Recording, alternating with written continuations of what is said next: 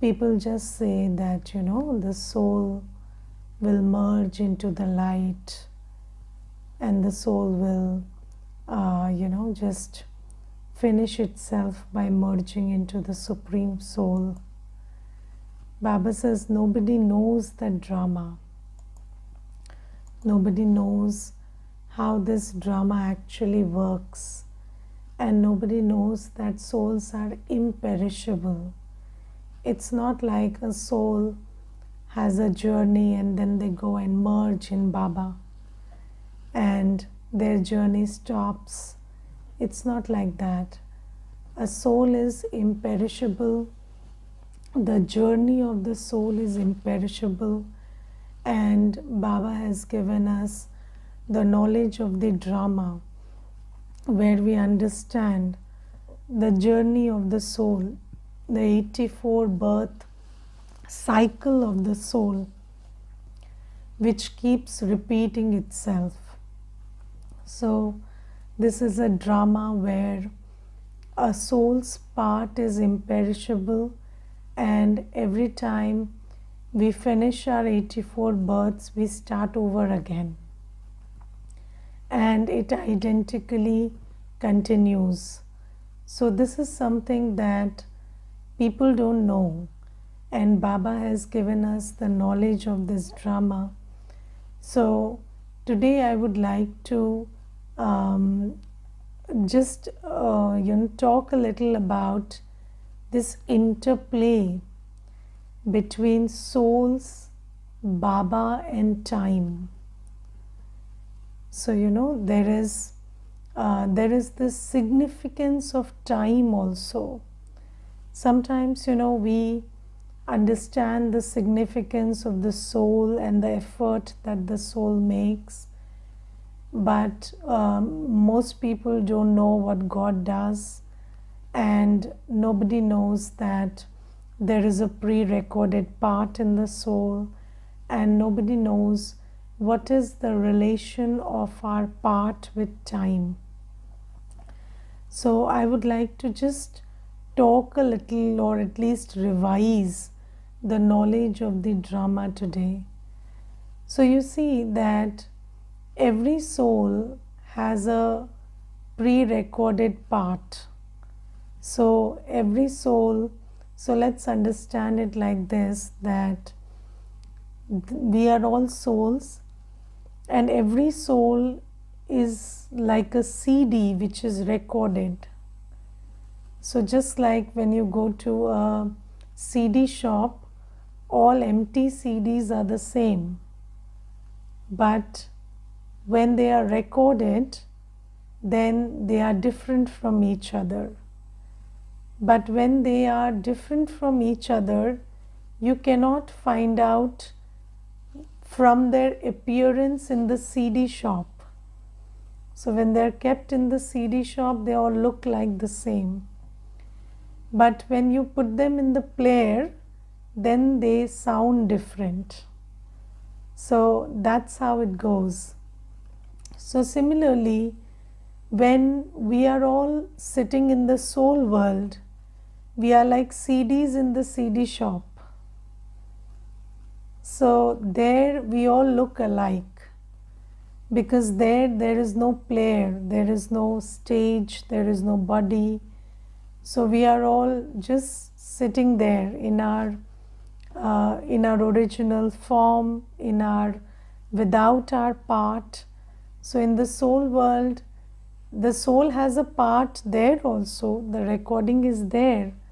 But just like the recording cannot manifest itself without the player, so in the soul world there is no player, so the recording doesn't manifest itself. So we are all there sitting peacefully in the soul world.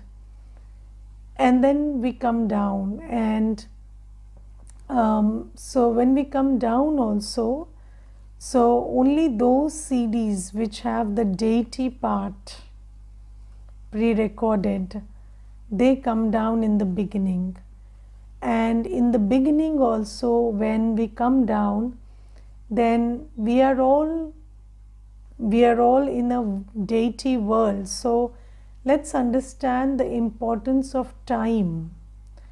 So when it is Satyug, so in that time only the deity part will emerge. So every soul, so I the soul, let's take an example. So I the soul have 84 births of part recorded in me. I have the part of a deity, the recording of a deity part, the recording of a Bhagat part, the recording of a Brahmin part, the recording of an angel part, everything I have in me. But when it is time, so according to the time, a certain part emerges. So when you are in that Satyugi ambience, so it's the golden aged world where everything is pure and in harmony, then only the pure part of the soul emerges. The divine part, the harmonious part, that emerges. And then we play our part for 21 births. We are in Satyug and Treta Yuga, living harmoniously, expressing our sanskars of love and cooperation, and living in that world with happiness.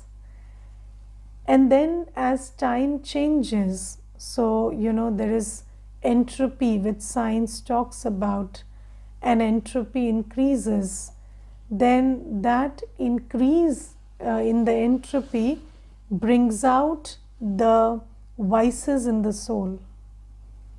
So there is a vicious part in the soul recorded, but that will only emerge when it is time.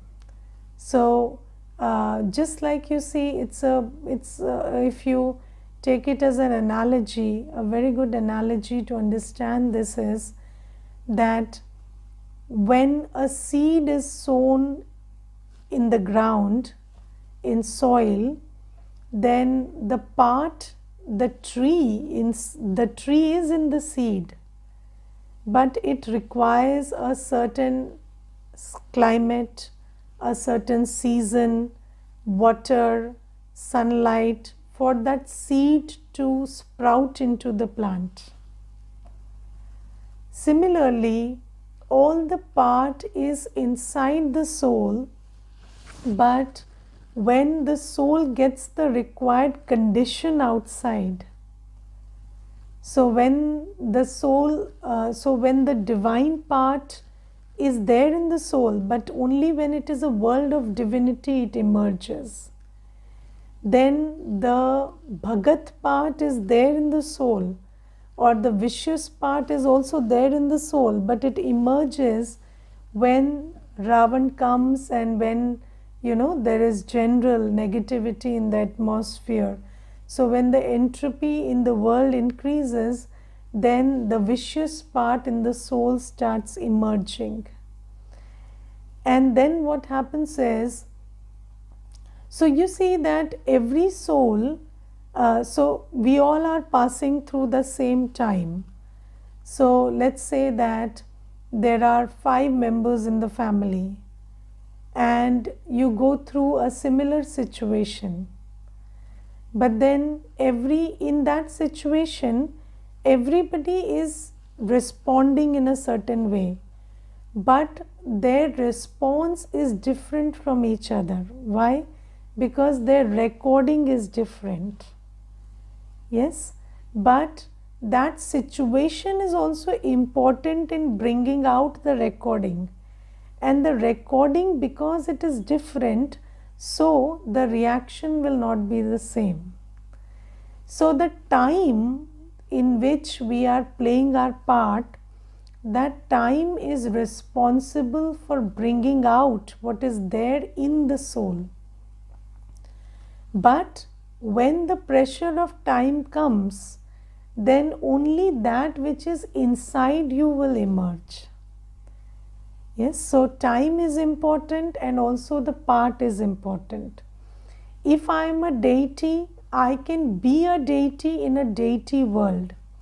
I cannot be a deity in an Asuri world, because my part will emerge according to time.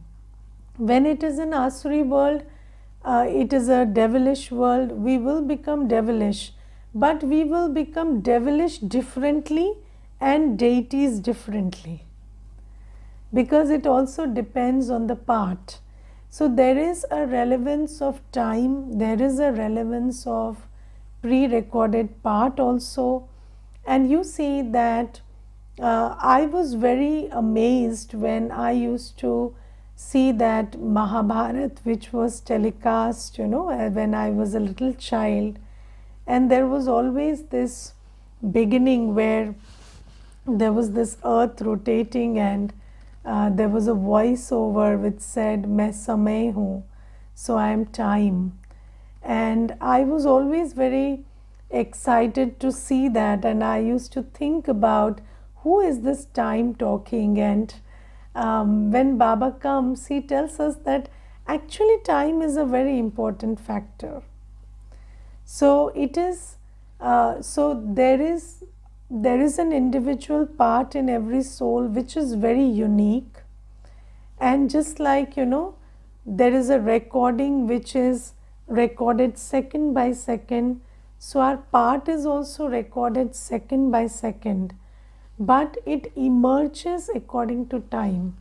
So everybody's part is different. This is one amazing, wonderful truth that Baba tells us. Second amazing truth is the emerging of our part is a factor of time. That is why we have always heard in the world that everything happens according to time. Yes, so everything happens according to time, but even when the time arrives, everyone does it differently, because there is a relevance of the recorded part also. And then the most important thing is Baba. So the most important player is Baba. This is an interplay between souls, time and Baba. And in the end, when the cycle is about to complete, then Baba comes. And what does Baba do? Baba acts like the catalyst who helps us re-emerge that which is within us, but that which has merged.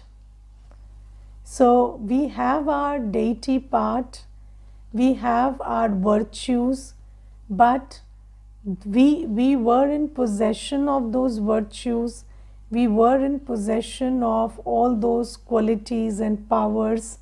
But now, because we have spent 2500 years in Ravan Rajya, we have not been in touch with them. So those virtues, those divine sanskars have not been used, because we have had yoga with the old vicious world for 63 births, remembering vicious, vicious co-actors, and remembering the weaknesses and the vices in everybody, and that has only triggered the vicious part in us. So now when Baba comes, Baba says, so you see, Baba has to help us re-emerge our part in which we were like a soul sitting thoughtless in the soul world, and that part which was divine in Satyug. So Baba helps us emerge that, and Baba behaves like the catalyst who brings about the reaction of invoking that part in us. And Baba says that this pre-recorded part is always there in you, but when it gets merged, because 63 births you've only been in contact with that other part, with the vicious one, so all your virtues and all your qualities and your peaceful nature and happy nature have all gone down in you. It has merged, and now I help you emerge it. by making contact with the ocean of knowledge, ocean of purity, ocean of peace, ocean of love, our own knowledge, purity, peace, love, which is there in the soul, but now it is merged in time, it gets emerged. Yes, and this is why Baba says that I will come and I will say the same things to everybody, but then every soul will respond to it differently.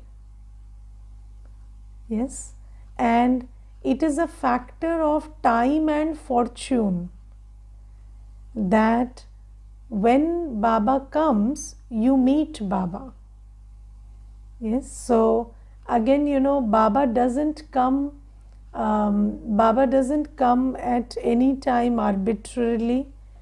Time decides when Baba will come. So when it is time to be Sangam Yog, Baba comes. And at that time, Baba sows, Baba lays this field where every soul can get in touch with their divinity.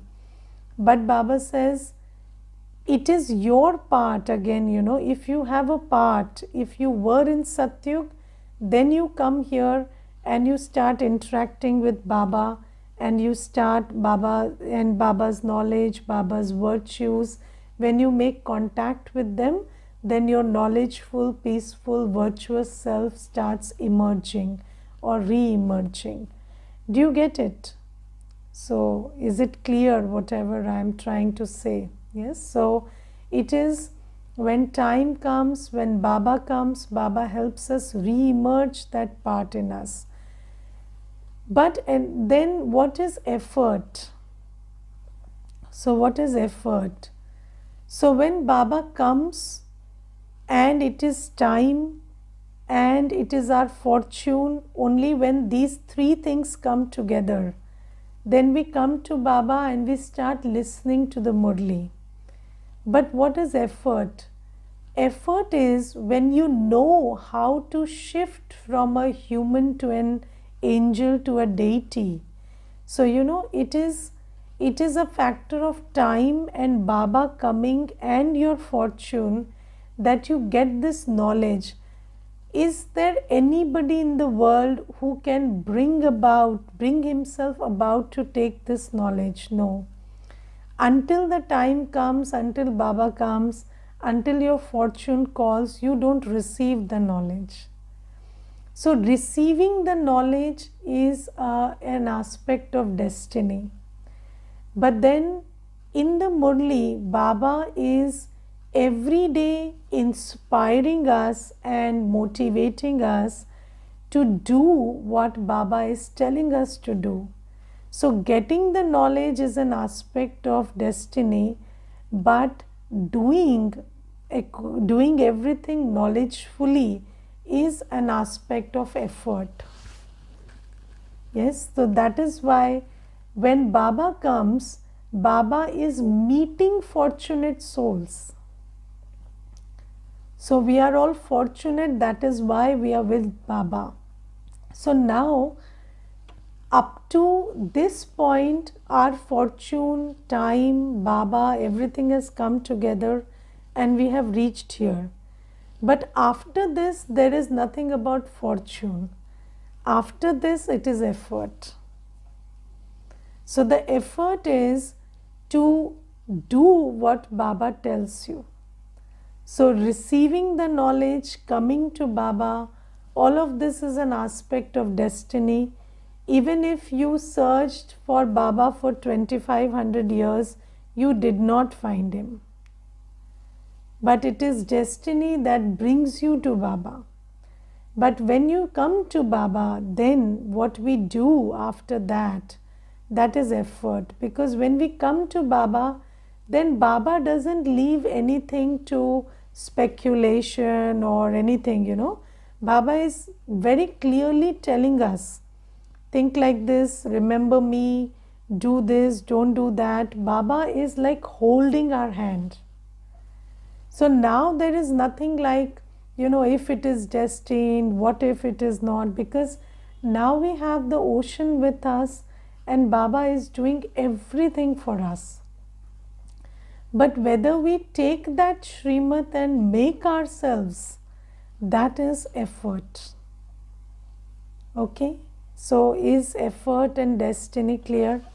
Now when Baba comes and gives us all the directions, today Baba is asking us to check. Yes, check 5 points probably. So let's understand those. Baba says, first check, to what extent do I consider myself to be fortunate? Because you see, the fact is we are the most fortunate on earth, because we are sitting with Baba, we are sitting with the ocean of knowledge, virtues, power. We are sitting with the one who creates a deity out of a human. But the question is, do you consider yourself to be that fortunate? Because if you don't consider yourself to be fortunate, then you will not have the happiness that a Brahmin should have in Sangam Yuga. And happiness is the food of the soul. It is the nourishment of the soul. So there is great reason to have that nourishment. But do you consider yourself to be that fortunate? And you know, I sometimes see children these days, and there was one girl and she came crying to the center the day her 12th results were declared. And I asked her, what happened? Why are you crying? What marks have you got? Then she said, I have got 97%, and she just kept crying. And then I said, okay, if 97 can make you cry, then I think probably you should keep crying, because you have spoiled your thought process in such a manner that even 97 can't make you happy.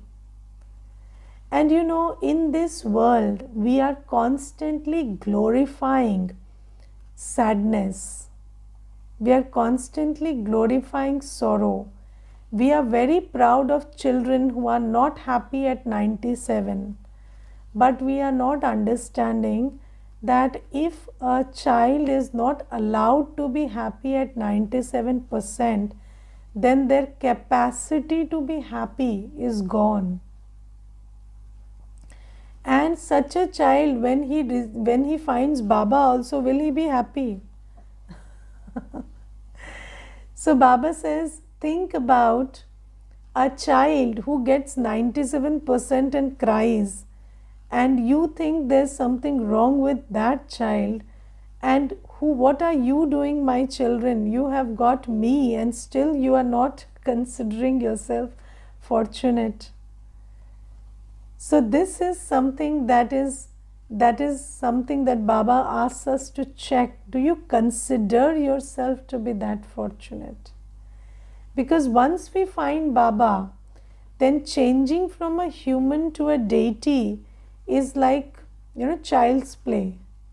Because we just have to do as he says, just that.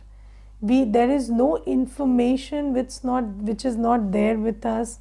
Baba is the source of knowledge, the source of power, the source of virtues. We know how to draw in all of that. So we know everything that there is to know. We know the method to change from a human to a deity. And that is a very fortunate thing.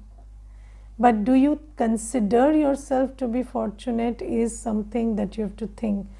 How many of you think that I consider myself to be 100% fortunate?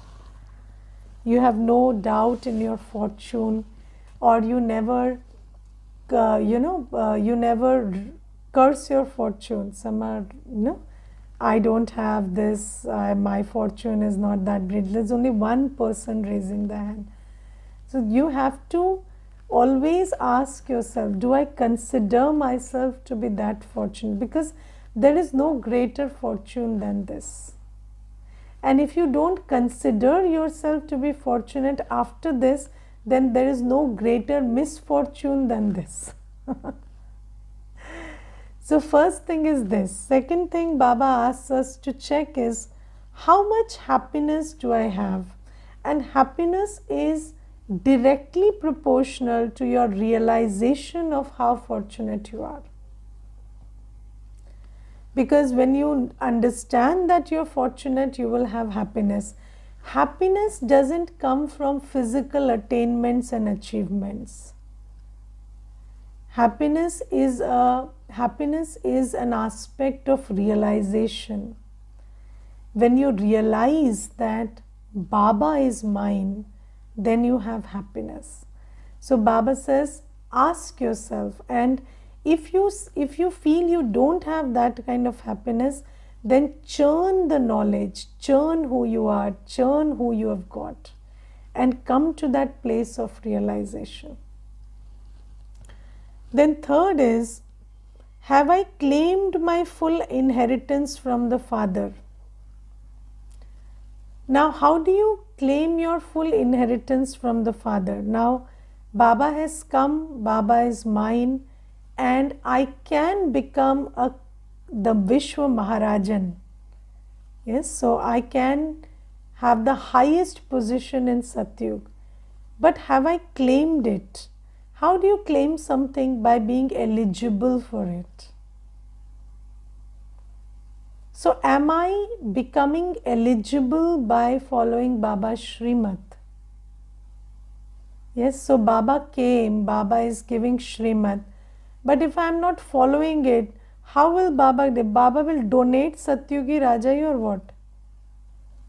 Baba can donate knowledge, Baba cannot donate kingship. So with this knowledge, we have to become eligible for kingship. So ask yourself, how much am I following Shrimad and becoming eligible? How much am I claiming my inheritance? Fourth is, have I created heirs? So have I created those who can become kings? Because it's so some of us, we don't even care to create subjects, so we don't do any seva at all. That is something else. But if we are doing seva, what is my seva about? Is it just about creating subjects who just take some peace, take some happiness? So those who take everything in Sangam Yuga and not return, they will become subjects, because they will go and serve there. Somewhere you have to serve, yes? So are you creating those who only take service, or are you creating those who are taking the responsibility for service? If you are creating those who are only taking seva, then that is creating subjects for Satyug, Praja. But if you are creating those who are taking responsibility for seva, then you are creating, the heirs, those who will deserve kingship in Satyug. And Baba says, of course, there will be a lot of Praja created, but also create some Rajas. Because if no Raja, only Praja, then who will rule? So that will be a mismatch. So ask yourself, are you creating heirs? First is, are you claiming your inheritance? Second, are you making others also claim inheritance by being serviceable? Then fifth is, have I become a charitable soul by burning my sins away with the power of yoga? So am I doing enough yoga? Yesterday Baba says 8 hours. So am I doing enough yoga to burn away my sins? So do you understand how much yoga you need to burn away your sins? So you see that there is some amount of yoga you need to not do any more sins. So have you seen that if you just meditate in the morning, Amrit Vela, a little, maybe 15-20 minutes also you meditate. Then up to 12 p.m. in the afternoon, you will be peaceful and not react. And then 12 p.m. you take a recharge, again do some meditation, then up to evening you will not react. So that much of yoga you need to not create any more sins.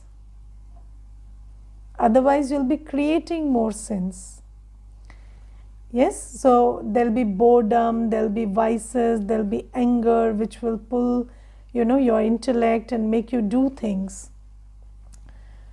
But how much of yoga do you need to burn away sins? When your sins are burned away, then what happens is, even when old karmic settlements are coming, big karmic settlements, loss, relationship issues, financial issues, physical ailments, pains, even then you don't react. That is your stage when you have burnt away your sins. Yes, so have you done enough yoga to burn away your sins? Because sometimes you feel that, I don't have many sins, so there are only 5 issues coming up in the day and I'm taking care of them. So those are 5 issues coming today, but things come up suddenly.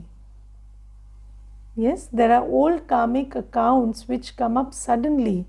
And if you have not burnt away your sins, then when those things that come up suddenly, they will just shake you up. And they will not allow you to be in peace. And then you will think that I have been meditating for so long and I am getting disturbed. But have you been meditating just to manage the day? Or have you been meditating, keeping in awareness that I have 63 births of sins, and even if I can't see them today because they are not manifesting themselves, I have to burn away all of them. So have you been meditating enough to burn away 63 births of sin? Do you understand how much 63 births of sin is? So if you have done that much of meditation, only then can we cross the final scenes. So the final scenes of destruction, how will you cross them? When you have burnt away all your sins. So because at that time there will be many scenes, many things that will come up which will try to shake you up. But if you have burnt away all your sins, you will be able to stay peaceful and stable in that. So this is the checking that Baba is asking us to do, because this is something that we have found according to destiny. But are we making enough effort? And when we check and we understand that it's not what it should be, let's try to better it. And in today's Murli, Baba, so of course there is so much in the Murli, I'm not covering everything, I'm just talking about 1-2 points. But today Baba is using a word, detached observer. And Baba says, check as a detached observer. Yes. Now, what is a detached observer? So, a detached observer who sees everything the way it is. Yes. And whenever there is body consciousness, you don't see things the way they are. You see things from the filter of your body consciousness. Yes. And do you practice to be a detached observer? Now, these days, when you watch something on the news or on the television, even that is shaking you up. You are having an emotional reaction with that also. Yes, you are seeing an advertisement, you are seeing a drama, you are seeing something which is fictional. Even that you cannot see as a detached observer. You cannot see a drama as a drama. How will you see yourself as a detached observer? So, while you are watching a drama, do you remember it's a drama? Yes. While you are listening to somebody, do you understand it's their opinion? It may or may not have anything to do with reality. Do you understand these things, that when somebody is saying something, it is their opinion?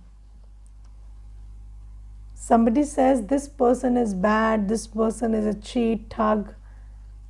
Do you understand that that's their opinion, and everybody's opinion is according to their sanskar? Or when somebody says this person is a bad person, you start thinking this is a bad person. Does it color your perspective?